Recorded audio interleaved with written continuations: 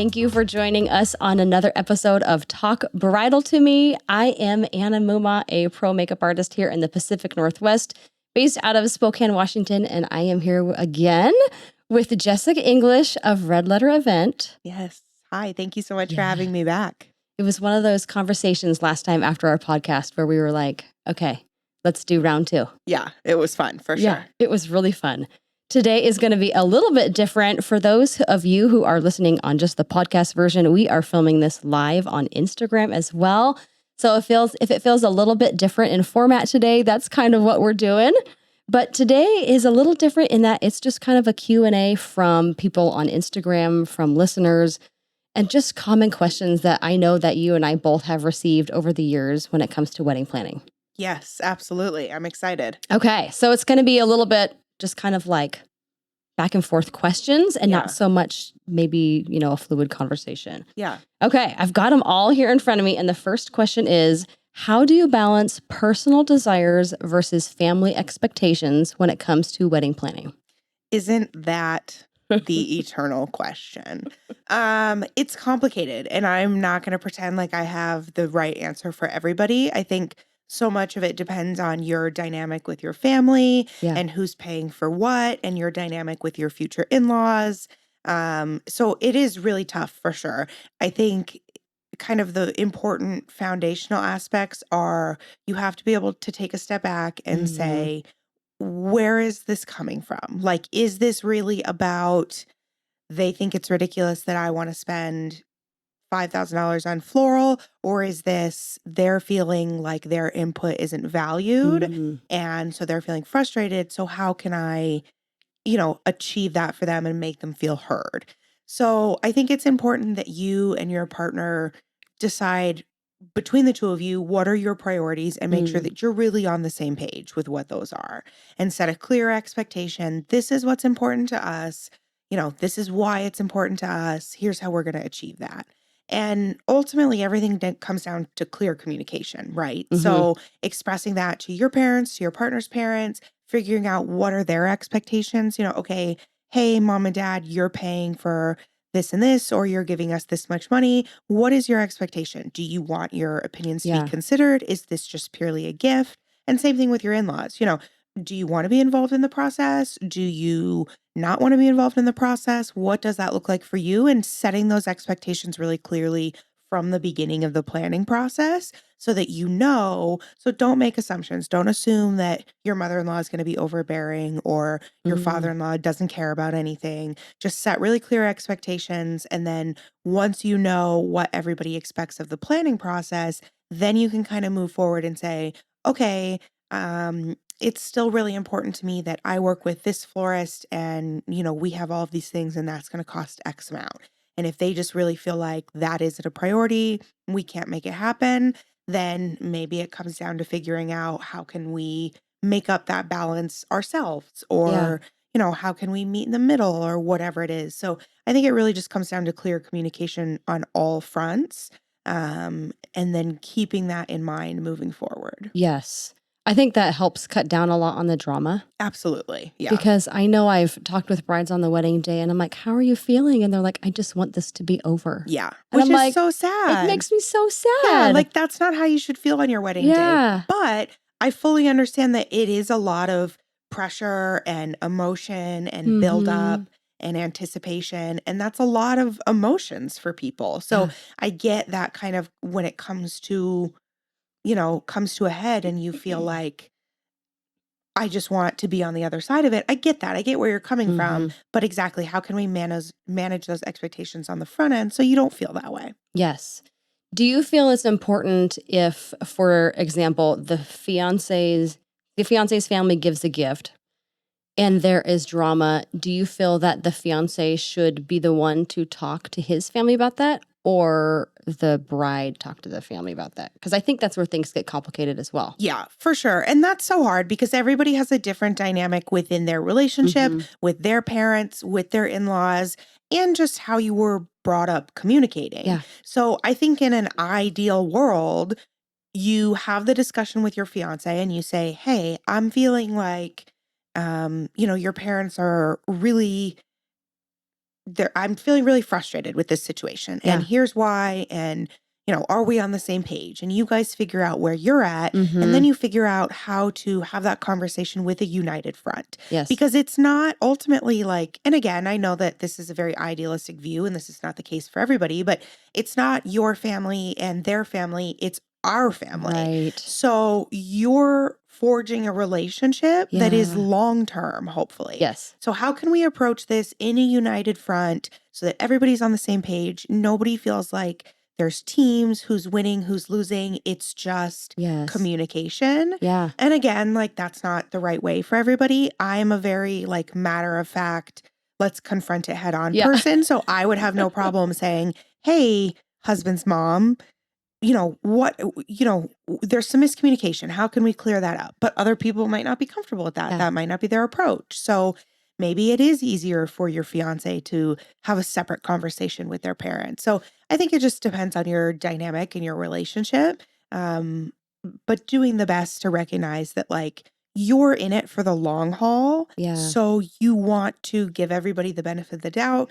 You want to assume the best, and you want to really Mm-hmm. set a precedent for clear communication for the rest of your relationship and your life. Absolutely. Yes. Next question is in regards to head count. How do you narrow it down when there are a lot of people expecting to be invited? Yeah, also tough.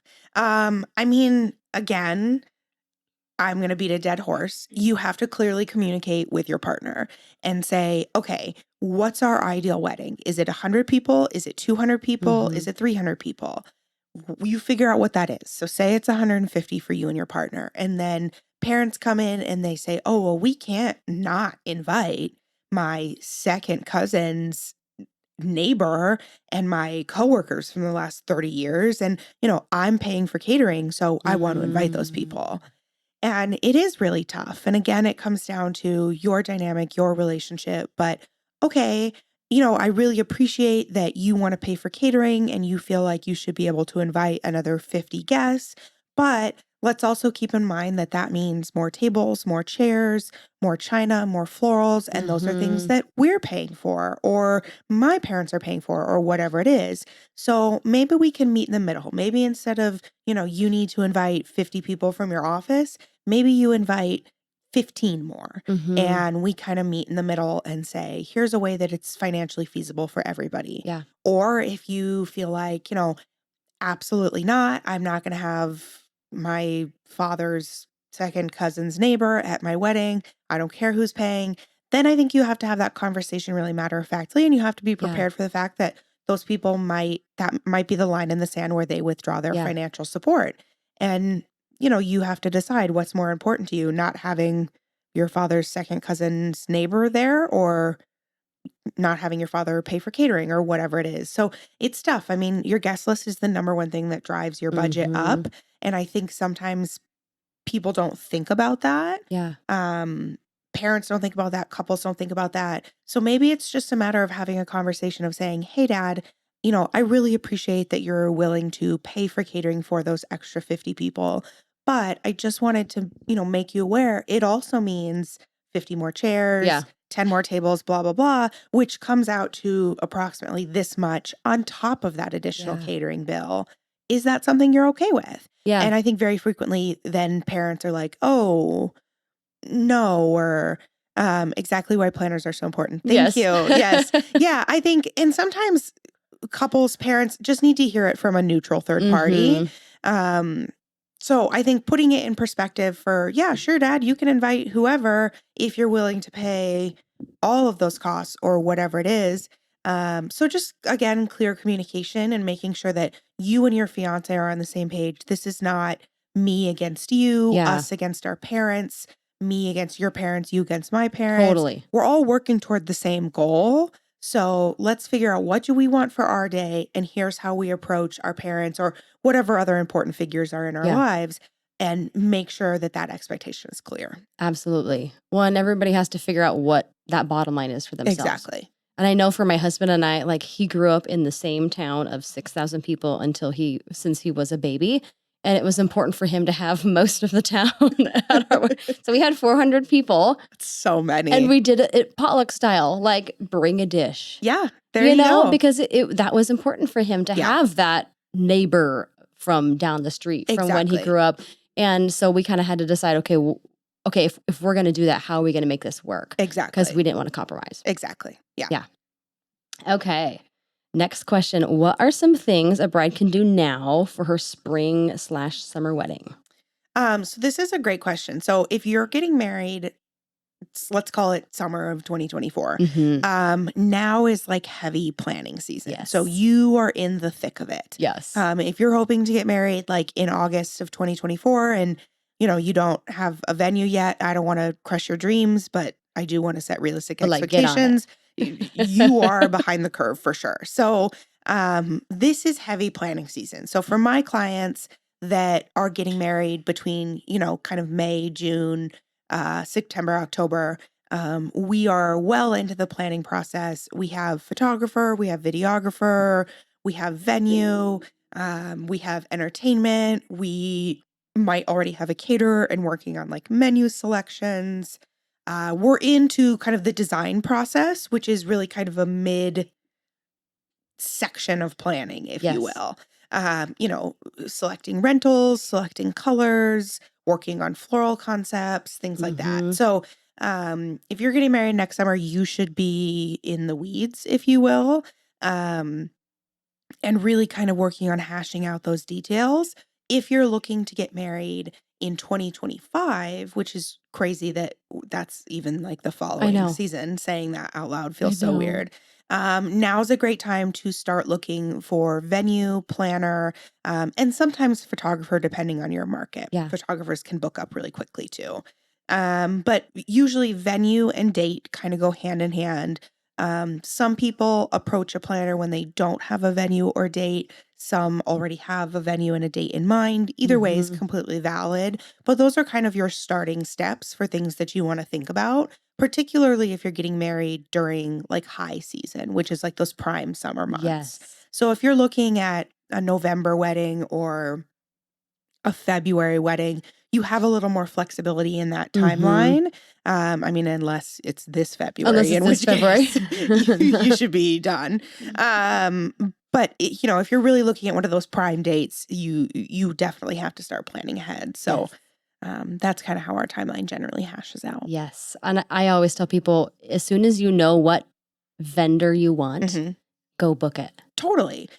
And I tell my clients that all the time, like if they say, oh, I have to have this band, great, Yeah. then let's book them now. Yeah. I have to have this hair and makeup artist, then let's book them now. Yep. Just because I usually book hair and makeup 8 months out for my clients Mhm. doesn't mean you have to book it 8 Yeah. months. So if No. you know my wedding will not be the same without this person, then yeah, Yep. bring them on board immediately Yeah. for sure. I've gotten some inquiries for 2025. I know, so have I. And I'm like, I think I'm going to still be living in the Pacific North. Like, I if not, plan I on will be still I doing will be it. coming back. Yeah, Yeah. exactly. I It mean, I is. will still be doing makeup, but it's one of those things where I'm like, I can't, my It- brain can't It go is out so that hard. far. Like you Yeah. think about, oh yeah, I have plans in August of 2025, and you're like, what? Like, Are you available? I- I think so. I don't even know what I'm having for dinner tonight. So probably sure. Yeah, I guess it I is. know, exactly. Alrighty, next question. I'll be talking about men's fashion trends. It says, what are some of the men's fashion trends for this winter for winter weddings? I love this. I'm really excited that more men are like thinking about how they can bring their personality to the day. Something that I've seen that I really love that I haven't got to do with any of my clients, but I really want to. So hint, hint, if any of my clients are listening or Do it. watching, are guys doing a floral lapel. Oh. So instead of like a traditional boutonniere, a Okay. whole side of their suit lapel is like Oh. floral. Yeah. And it's beautiful. It's so unique. It's so cool. I love it. And I think particularly when you look at like fall, winter weddings, there's so much opportunity in floral for different like textures and colors and things that are not flowers per Yeah. se. So I really love that. I Yeah. also really love, like, again, in my ideal world, I know that this isn't every guy's style, but I love like a good velvet suit. Mm-hmm. Nice with like a silk or satin lapel, Yes. like give me like a deep burgundy, give me Yeah. an emerald green. Like, Yes. yes, please. Yes. I think it's totally fine to think outside the box of like dark gray, black, and navy blue. And those things are beautiful. They're classic for a Sure. reason. But like, I want to see a guy in like a navy velvet with like a burgundy tie or something like that. So I think like pulling in more of that color that feels seasonally appropriate Yeah. is such a good opportunity to feel special Yes. because guys deserve to feel special on their day too. So I love like a floral lapel. I love a good like jewel toned, a good fabric. And then I think fun things like bow ties or ties. Like I love a patterned tie. Yeah. Solids are beautiful, but bring something with a little bit of like spice. Like give Totally. me a plaid tie or like a Yeah. herringbone or something like that.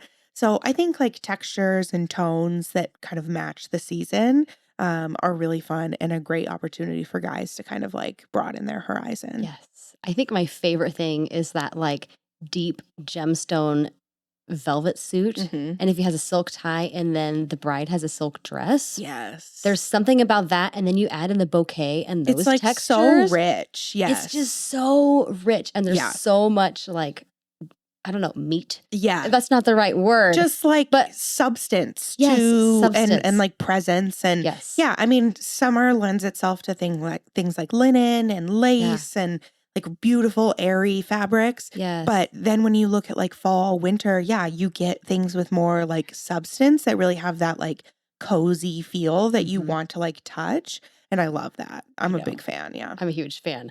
I did makeup for a fall wedding last year, and the women all had like this deep, burnt orange velvet dresses. Beautiful. And then the guy had like a dark brown tweed Ooh, suit, which was really cool. love And it. the tie was, I think the tie was silk.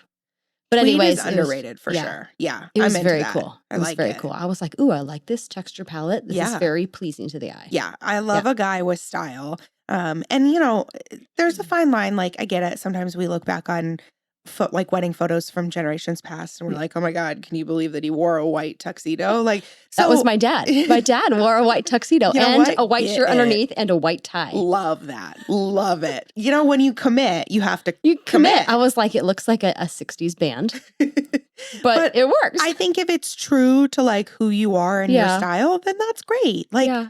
it should reflect you. So as long as you're not a guy who's like, you know, I've never worn a color in my life and now all of a sudden I'm going to go for bright pink. Right. You know, do what's true to you and what you like, but yeah, I love an opportunity for a guy to kind of flaunt his personality. Absolutely. My husband would be 100% rooting for Carhartt Mine too. to or come like out with camo or a camo. something. I have seen some camo and I'm like, please don't. Like, I know you want, this is during duck season, but like, it's not my we vibe. don't need to tribute to that. Yeah, it's not my vibe. I won't lie. I am not a camo girl. No. But you know, power to you, I guess, if that's your vibe. Yeah. Hey, Duck Dynasty. If that's what they're wanting to do, have the trapper's hat. I don't. Like I said, if you're going to commit, you got to commit, though. You got to go all the way. Yes. So don't half-ass it. Yes, exactly. Alrighty. Next question. What are some tricks to manage an outdoor wedding in the snow? So I think that's one thing around here, at least in my opinion, we don't see near as many like fall winter weddings as we do summer weddings because so many of our venues around here are outdoor and the weather is unpredictable and it's cold and I fully understand that. If you want to do it, it can totally be done. So tent heaters, really important. Having those opportunities, having those rented ASAP so that you can make sure that people are comfortable. I also think like having cozy blankets or like shawls available for people is a really nice touch. You know, if your venue has like fireplaces, make sure that those are going to be lit.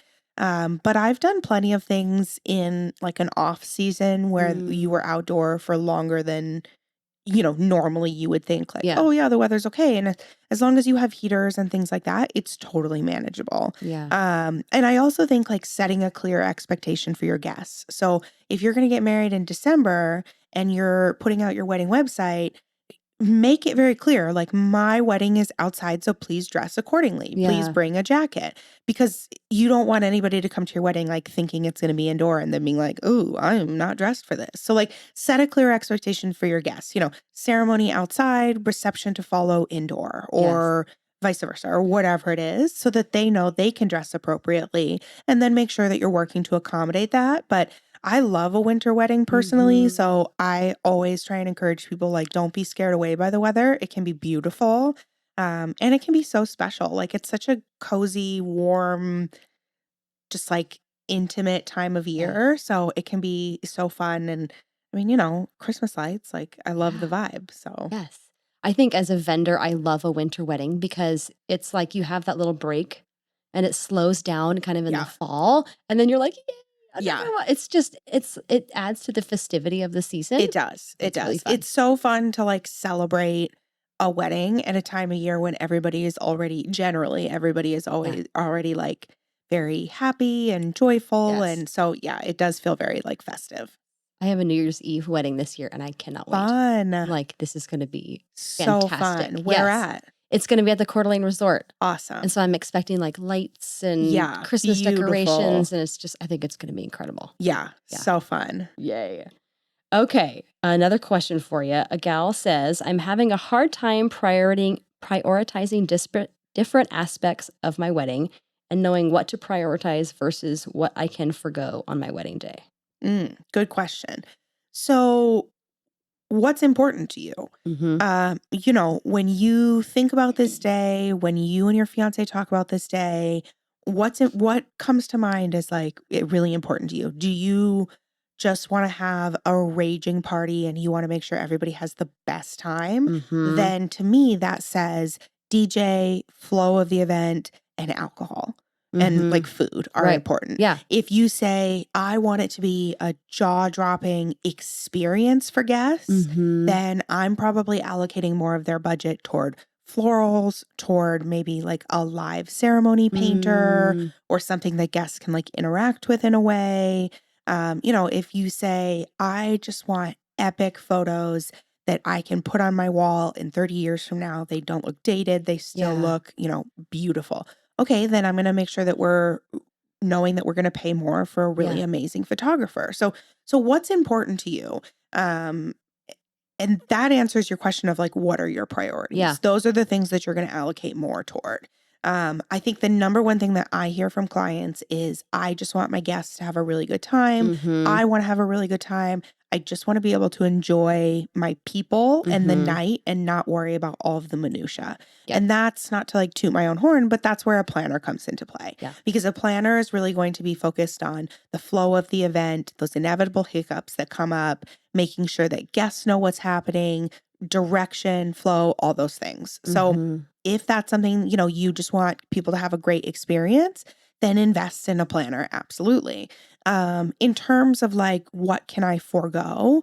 I think a lot of times I will walk my clients through, like, a standard wedding budget, and I'll say, okay, there's a line item for a photo booth and for favors and for uh late night snacks and, Mm, whatever. And they might say, oh, I never even thought about favors. Well, then that's probably something that you can forego. If it hadn't really occurred to you and it doesn't feel like an integral part of the whole day, yeah. then it's probably something you can forego. Right. If you say, like, oh God, I would never spend money on a live ceremony painter, Right. great, then don't. That's fine. Like, not everything out there is for everybody. Right. So those pieces that you're like, oh, that isn't necessary, or that's not important to me, or I don't want to spend that much money on that, then those are the things that you can pass over Yep. or save some money or accommodate in a different way, in order to kind of fit allocating more in Mm-hmm. your budget in those other areas. I will say, like, in general, when I am telling my clients, here's one thing that you can save on, it usually is favors, because they're always left at the end of the Mm, night. If you have to do favors, you feel like you really need something, do something edible, do something that's easy to travel with. But 9 times out of 10, I take so many wedding favors home because people just yeah. don't take them. So edible is, like, the best way to make sure that they are being taken. Yeah. But usually I tell my clients, unless you have your heart set on wedding favors, just don't bother because it goes to waste. Or make it part of your decor, like Right. a flower arrangement in a little vase. Right. Or like, take a oh, vase we home. got a photo booth and your printed photo strip is your favorite. Yes. Great. That's fantastic. Yep. Everybody loves like a photo booth.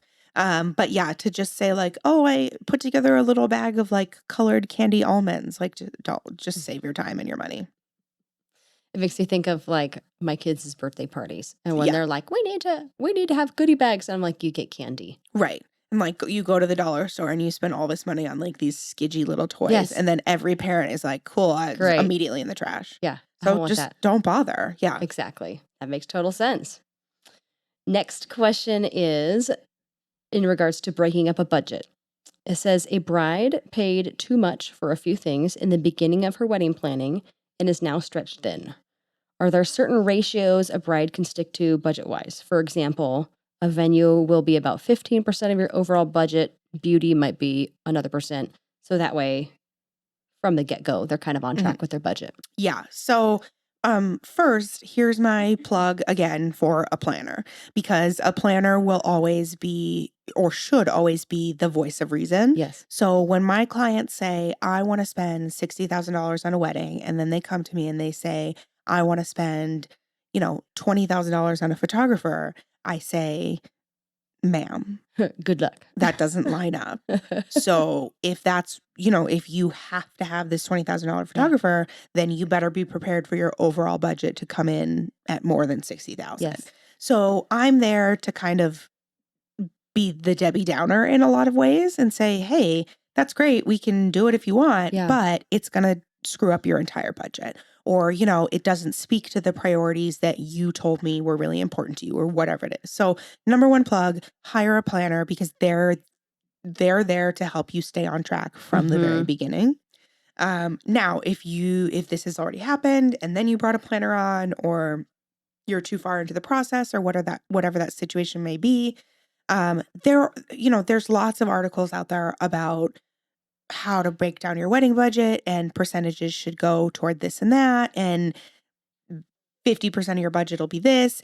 I really hesitate to throw those numbers out there, because I think what happens is people end up getting stuck on that percentage. So if I say catering should be, this percentage of your budget, and that percentage ends up being $20,000, and then we get a proposal that says $25,000, then what happens is people go, oh, this is overpriced. Right. And that's not necessarily the case, because maybe you wanted a proposal for lobster and, caviar, scallops, exactly, or whatever it is. So I really stay away from what those percentages are, because people get very hung up on them. If I say, oh, you're supposed to spend $1,000 on wedding invitations, and then you get a proposal for $3,000, they say, oh, that's too much.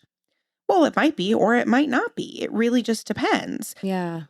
Vendors don't just pull a number out of thin air and say, I'm going to charge $3,000 for these wedding invites. There's a good reason why those are priced the way they are. So my job is not to say, hey, this comes out to be more than 10% of your budget, so that's not going to work out.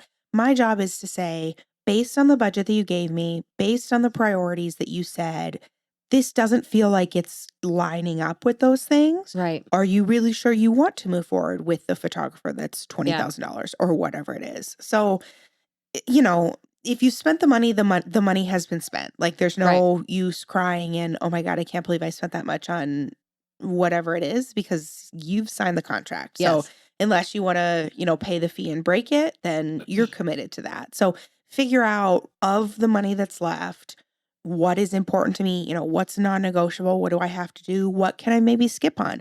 Maybe I don't get the photo booth that I wanted, but I have to be able to afford dinner or whatever it is. So you figure out and make those tough choices of, well, I guess I can't have this, or I can't pay for this, but that means that I'll be able to afford, whatever it is. So I think you just have to have like a come to Jesus moment and say, of my budget that's left, here are my priorities. Here's how I'm going to achieve those things. Yeah, exactly. I know I received an inquiry once from a gal, and she said, I paid too much for XYZ. Would you be able to do makeup for this price? And I think my big like pedestal moment is like, don't expect your other vendors to pay less because you already overspent. Right. You have to find a vendor that charges what your budget is now, Right.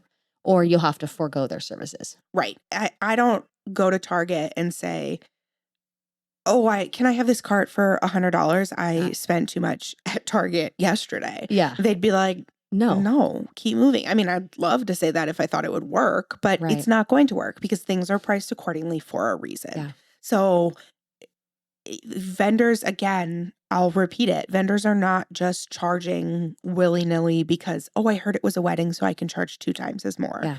There is somebody wonderful in every vendor category Yes. at every price point for Yes. every budget. So if $1,000 for hair and makeup, $2,000 for hair and makeup, $10,000 for hair and makeup is not in your budget, that's okay. That doesn't mean that that person's services are not worth $10,000 or that they should bring their prices down. Or that they're too high. Exactly. Yes. Or that it's priced too high. It just means that that's not the right fit for you. Exactly. So go find somebody else who's wonderful and charges less because they have been in the industry for less time, they have less portfolio, whatever it is, that is a good fit for you, and go with them. So I think there's a misconception of, oh, that cake is overpriced, or, oh, I can't believe that that band charges that much money. Most of the time, there's a reason for that. Yes. And it's not just, oh, this number seems fun, let's do it. So yeah, when you get somebody that says, oh, well, can I, have 30% off? No, sorry. Like I have to, pay my overhead, pay my staff, pay my mortgage, all these things. Yeah. So just being aware that there's somebody wonderful at every kind of budget bracket, if you will. Exactly. Like the difference between a Walmart purse and a Louis Vuitton. Exactly. I'm not going to go into Louis Vuitton and be like, this is a comparable. Right. Can I have this for $100? Yeah, They're going to be like, no, get out. No. And like, look at you weird. So yeah, just know that like, if that $1,000 purse is not in your budget, that's okay. Yeah. You can go get a wonderful purse for $100 or for $10 or whatever it is. Same thing is true for wedding vendors. Exactly. Last question is, what are some of the things that often get overlooked when it comes to planning a wedding? Good question. So I think this comes down to like the minutia and the fine print, the little details. So for example, I'll have somebody say, okay, well, I want to work with this hair and makeup artist. So I'm going to go to their studio. We're going to do hair and makeup. And then I have to be back at my venue at 1:00 to get ready for photos. Okay, well, how are you going to get from the studio after you've had mimosas back to the venue? Do you want to hire a shuttle? Okay, then that's going to cost $600 or whatever it is. Or, oh, we'll just get some signs to direct people for parking. Okay, well, are you going to get those off Etsy? Or are you going to have them custom made? Are you going to do them yourself? If you're going to do them yourself, what do materials cost? What is your time worth?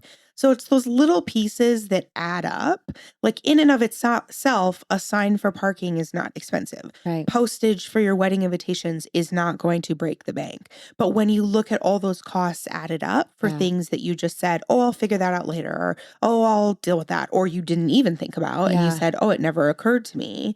Those are the costs that add up. So I always have my clients reserve a like cushion in their budget for those quote unquote unexpected costs. Yes. Or, somebody says to me, I have to have custom robes for my whole bridal party. Right. Okay, great. Then let's do it. But let's take a realistic look at what that costs. And if you want to get all the girls custom robes, but then you also want to pay for their hair and makeup, let's make sure that that's in the budget. So it's all those little costs that add up.